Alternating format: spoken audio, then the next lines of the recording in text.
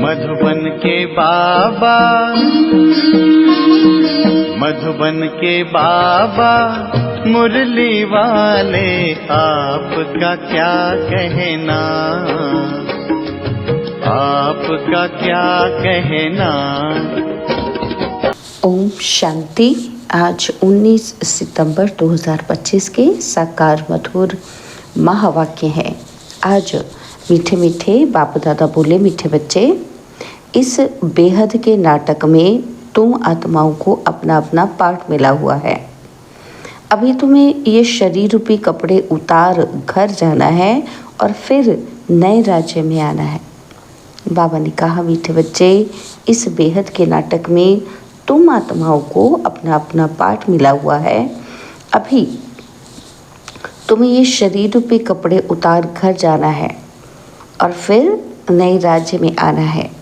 बाबा ने आज प्रश्न पूछा, बाप कोई भी कार्य प्रेरणा से नहीं करते, उनका अवतरण होता है, ये किस बात से सिद्ध होता है? तो उत्तर में बाबा ने समझाया कि बाप को कहते ही हैं करण करावनहार। प्रेरणा का तो अर्थ है विचार। प्रेरणा से कोई नई दुनिया की स्थापना नहीं होती है। बाप बच्चों से स्थापना कराते हैं। कर्मेंद्रियों बिगड़ तो कुछ भी करा ही नहीं सकते, इसलिए उन्हें शरीर का आधार लेना होता है। ओम शांति। रूहानी बच्चे रूहानी बाप के सामने बैठे हैं। गोया आत्माएं अपने बाप के सम्मुख बैठी हैं। आत्मा ज़रूर जिस्म के साथ ही बैठेगी और बाप भी जब जिस्म लेते हैं तब ही सम्मुख होते हैं। इसको ही कहा जाता है आत्मा परमात्मा अलग रहे बहुकाल। तुम बच्चे समझते हो, ऊंच ते ऊंच बाप को ही ईश्वर, प्रभु, परमात्मा भिन्न नाम दिए हैं। परमपिता कभी लौकिक बाप को नहीं कहा जाता है। सिर्फ परमपिता लिखा तो भी हर्जा नहीं है। परमपिता अर्थात वह सभी का पिता है, एक। बच्चे जानते हैं कि हम परमपिता के साथ बैठे हैं। परमपिता परमात्मा और हम आत्माएं शांति धाम के रहने वाले हैं। यहाँ पाठ बजाने आते हैं। सतयुग से लेकर कलयुग अंत तक पाठ बजाया है। ये हो गई नई रचना। रचता बाप ने समझाया है कि तुम बच्चों ने ऐसे पाठ बजाया है। आगे ये नहीं जानते थे कि हमने 84 जन्मों का चक्र लगाया है। तो अभी तुम बच्चों से ही बाप बात करते हैं जिन्होंने 84 का चक्र लगाया है। सब तो 84 जन्म नहीं ले सकते हैं। ये समझाना है कि 84 का चक्र कैसे फिरता है। बाकी लाखों वर्ष की तो बात ही नहीं। बच्चे जानते हैं कि हम हर 5000 वर्ष के बाद पाठ बजाने आते हैं। हम पाठधारी हैं। ऊंच ते ऊंच भगवान का भी विचित्र पाठ है। ब्रह्मा और विष्णु का विचित्र पाठ नहीं कहेंगे। दोनों ही 84 का चक्र लगाते हैं। बाकी शंकर का पाठ इस दुनिया में तो है नहीं। त्रिमूर्ति में दिखाते हैं स्थापना, विनाश और पालना। चित्र पर समझाना होता है। चित्र जो दिखाते हो उस पर समझाना है। संगम युग पर पुरानी दुनिया का विनाश तो होना ही है। प्रेरक अक्षर भी रॉन्ग है। जैसे कोई कहते हैं कि आज हमको बाहर जाने की प्रेरणा नहीं है। प्रेरणा यानी विचार। प्रेरणा का कोई और अर्थ नहीं है। परमात्मा कोई प्रेरणा से काम नहीं करता, ना प्रेरणा से ज्ञान मिल सकता है। बाप आते हैं इन कर्मेंद्रियों द्वारा पाठ बजाने। करण करावनहार है ना, कराएंगे बच्चों से। शरीर बिगड़ तो कर ना सके। इन बातों को कोई भी जानते ही नहीं, ना ईश्वर बाप को ही जानते हैं। ऋषि मुनि आदि कहते थे कि हम ईश्वर को नहीं जानते, ना आत्मा को, ना परमपिता परमात्मा बाप को। कोई में ज्ञान नहीं है। बाबा कहते बाप है मुख्य क्रिएटर, डायरेक्टर, डायरेक्शन भी देते हैं, श्रीमत देते हैं। मनुष्य की बुद्धि में तो सर्वव्यापी का ज्ञान है। तुम समझते हो बाबा हमारा बाबा है और वो लोग सर्वव्यापी कह देते हैं, तो बाप समझ ही नहीं सकते। तुम समझते हो ये बेहद के बाप की फैमिली है। सर्वव्यापी कहने से फैमिली की खुशबू नहीं आती। उनको कहा जाता है निराकारी शिव बाबा। निराकारी आत्माओं का बाबा है। शरीर है तब आत्मा बोलती है कि बाबा। बिगर शरीर तो आत्मा बोल न सके। भक्ति मार्ग में बुलाते आए हैं। समझते हैं वह बाबा दुख हरता सुख करता है। सुख मिलता है सुख धाम में और शांति मिलती है शांति धाम में। यहाँ है ही दुख। यह ज्ञान तुमको मिलता है संगम पर। पुराने और नए के बीच बाप आते ही तब हैं जब नई दुनिया की स्थापना और पुरानी दुनिया का विनाश होना है। पहले हमेशा कहना चाहिए कि नई दुनिया की स्थापना, पहले पुरानी दुनिया का विनाश कहना रॉन्ग हो जाता है। अभी तुमको बेहद के नाटक की नॉलेज मिलती है। जैसे उस नाटक में एक्टर्स आते हैं तो घर से साधारण कपड़े पहन कर आते और फिर नाटक में आकर कपड़े बदलते हैं। फिर नाटक पूरा हुआ तो वह कपड़े उतार कर घर जाते हैं। यहाँ तुम आत्माओं को घर से अशरीरी आना होता है और यहाँ आकर यह शरीर रूपी कपड़े पहनते हो। हर एक को अपना अपना पार्ट मिला हुआ है। ये है बेहद का नाटक। अभी यह बेहद की सारी दुनिया पुरानी है, फिर होगी नई दुनिया। वह बहुत छोटी है, एक धर्म है। तुम बच्चों को इस पुरानी दुनिया से निकल फिर हद की दुनिया में, नई दुनिया में आना है, क्योंकि वहाँ है एक धर्म। अनेक धर्म अनेक मनुष्य होने से बेहद हो जाती। वहाँ तो है एक धर्म थोड़े मनुष्य। एक धर्म की स्थापना के लिए आना पड़ता है। तुम बच्चे इस बेहद के नाटक के राज को समझते हो कि ये चक्र कैसे फिरता है। इस समय जो कुछ प्रैक्टिकल में होता है उसका ही फिर भक्ति मार्ग में त्योहार मनाते हैं। नंबरवार कौन कौन से त्योहार हैं ये भी तुम बच्चे जानते हो। ऊंच ते ऊंच भगवान शिव बाबा की जयंती कहेंगे। वह जब आए तब फिर और त्योहार बने। शिव बाबा पहले पहले आकर गीता सुनाते हैं, अर्थात आदि मध्य अंत का ज्ञान सुनाते हैं। योग भी सिखाते हैं और साथ साथ तुमको पढ़ाते भी हैं। तो पहले पहले बाप आया, शिव जयंती हुई, फिर कहेंगे गीता जयंती। आत्माओं को ज्ञान सुनाते हैं तो गीता जयंती हो गई। तुम बच्चे विचार कर त्योहारों को नंबरवार लिखो। इन बातों को समझेंगे भी अपने धर्म के। हर एक को अपना धर्म प्यारा लगता है, दूसरे धर्म वालों की बात ही नहीं। भल किसी को दूसरा धर्म प्यारा हो भी परंतु उसमें आ ना सके। स्वर्ग में और धर्म वाले थोड़ी आ सकते हैं। झाड़ में बिल्कुल साफ है, जो धर्म जिस समय आते हैं फिर उस समय ही आएंगे।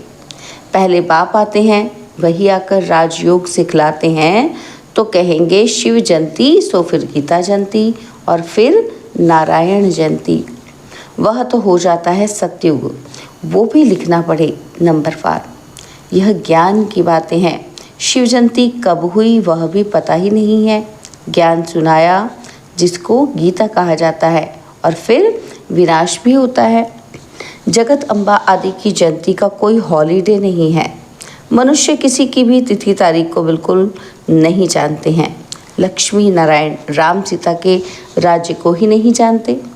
2500 वर्ष में जो आए हैं उनको जानते हैं, परंतु उनसे पहले जो आदि सनातन देवी देवता थे उनको कितना समय हुआ कुछ नहीं जानते। 5000 वर्ष से बड़ा कल्प तो हो न सके। आधा तरफ तो ढेर संख्या आ गई, बाकी आधा में इनका राज्य। और फिर जास्ती वर्षों का कल्प हो कैसे सकता है? 84 लाख जन्म भी नहीं हो सकते। वो लोग समझते हैं कि कलयुग की आयु लाखों वर्ष है। मनुष्य को अंधेरे में डाल दिया है। कहाँ सारा ड्रामा 5000 वर्ष का और कहाँ सिर्फ कलयुग के लिए ही कहते हैं कि अभी 40,000 वर्ष शेष है। जब लड़ाई लगती है तो समझते हैं भगवान को आना चाहिए, लेकिन भगवान को तो आना चाहिए संगम पर। महाभारत लड़ाई तो लगती ही है संगम पर। बाप कहते हैं मैं भी कल्प कल्प संगम युग पर आता हूँ। बाप आएंगे नई दुनिया की स्थापना, पुरानी दुनिया का विनाश कराने। नई दुनिया की स्थापना होगी तो पुरानी दुनिया का विनाश ज़रूर होगा। इसके लिए ही ये लड़ाई है। इसमें शंकर के प्रेरणा आदि की तो कोई बात ही नहीं। अंडरस्टूड, पुरानी दुनिया खलास हो जाएगी। मकान आदि तो अर्थक्वेक में सब खलास हो जाएंगे, क्योंकि नई दुनिया चाहिए। नई दुनिया थी ज़रूर। दिल्ली परिस्तान थी, यमुना का कंठा था, लक्ष्मी नारायण का राज्य था। चित्र भी हैं कि लक्ष्मी नारायण को स्वर्ग का ही कहेंगे। तुम बच्चों ने साक्षात्कार भी किया है कि कैसे स्वयंवर होता है। ये सब पॉइंट्स बाबा रिवाइज कराते हैं। अच्छा, पॉइंट्स याद नहीं पड़ती है तो बाबा को याद करो।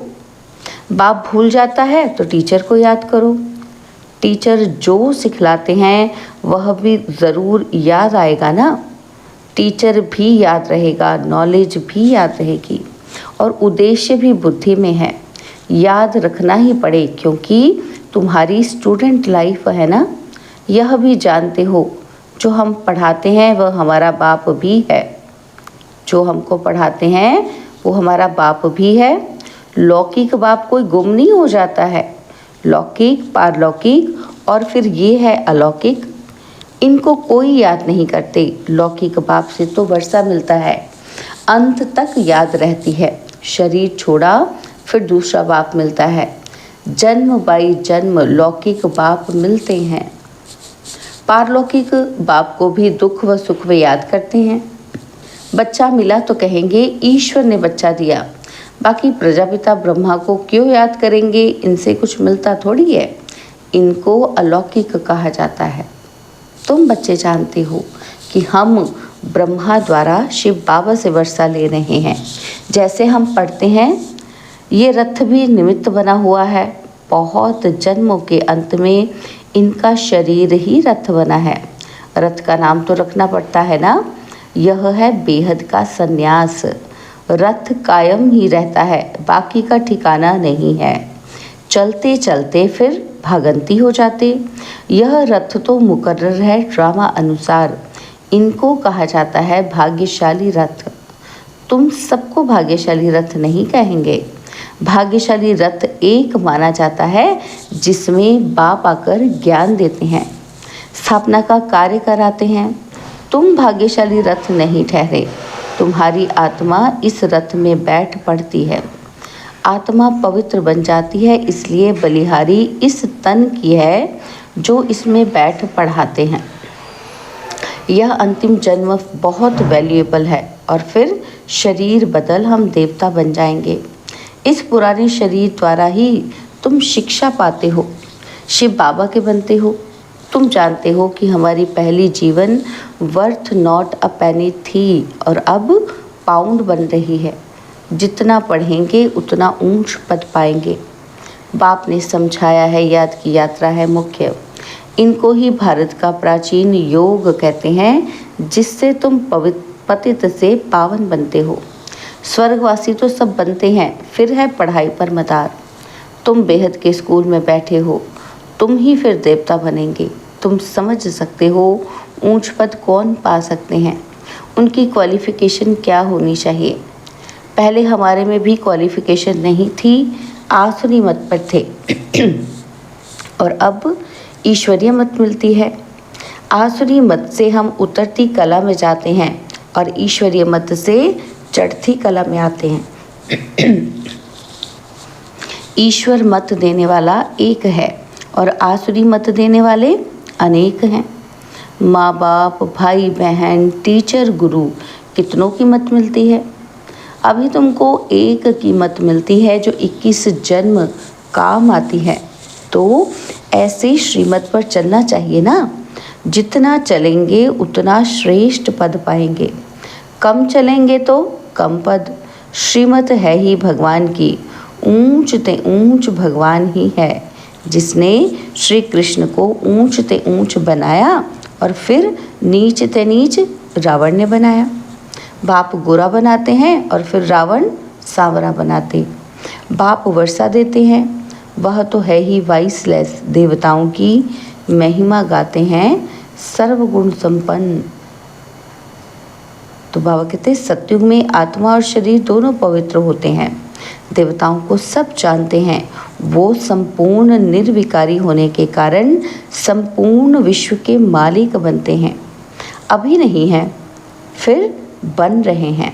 बाप भी संगम युग पर ही आते हैं। ब्रह्मा के द्वारा ब्राह्मण, ब्रह्मा के बच्चे तो तुम सब ठहरे। वह है ग्रेट ग्रेट ग्रैंडफादर। बोलो, प्रजापिता ब्रह्मा का नाम नहीं सुना है? परमपिता परमात्मा ब्रह्मा द्वारा ही सृष्टि रचेंगे ना। ब्राह्मण कुल है, ब्रह्मा मुखवंशावली भाई बहन हो गए।